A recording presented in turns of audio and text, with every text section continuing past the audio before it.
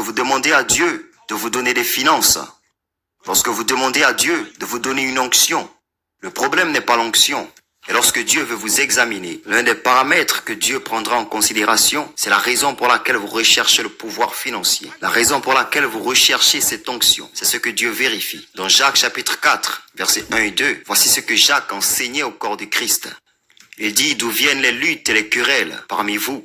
N'est-ce pas de vos passions qui combattent dans vos membres? Et il va plus loin. Il dit, vous convoitez et vous ne possédez pas.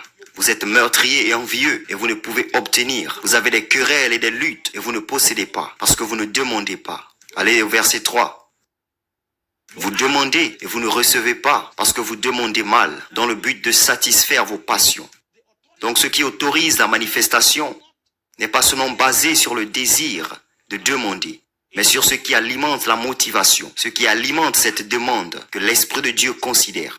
3 personnes peuvent aller à la montagne prier et demander à Dieu de les oindre de pouvoir afin de guérir les malades. Quand Dieu viendra, il répondra à tous.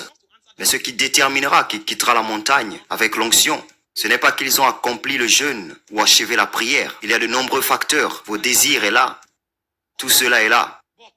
Mais l'une des choses qui ne peut être compromise, c'est la raison pour laquelle vous demandez. Et si Dieu les examine, la première personne à laquelle il répondra est celle qui demande pour le bénéfice de l'humanité et non pour lui-même. C'est la première personne que Dieu répondra. Parfois, il peut ne pas même prier autant que les autres. Vous trouverez quelqu'un qui prie afin que lorsqu'il descendra de la montagne, il puisse prouver un point à quelqu'un qui a insulté son ministère et dire ton ministère n'ira pas loin. Et il veut montrer à cette personne que dans cette vie, je vais te montrer quelque chose. Vous savez, la plupart du temps, il nous enseigne cela dans l'église. Que Dieu vous répondra pour que vos ennemis soient honteux. Cela dépend de l'ennemi. Demandez aux gens qui sont leurs ennemis d'abord. Si c'est le diable à qui vous faites référence, c'est bien. Mais certains des gens que vous appelez ennemis est une sœur dans la chorale. Certains des gens que vous appelez ennemis est un frère dans le groupe de prière.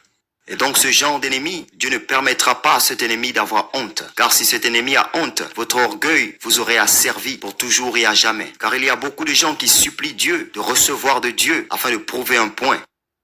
Il y a beaucoup de gens qui demandent à Dieu de l'argent, juste pour le gaspiller sur ce qu'ils ont perdu. J'ai souffert.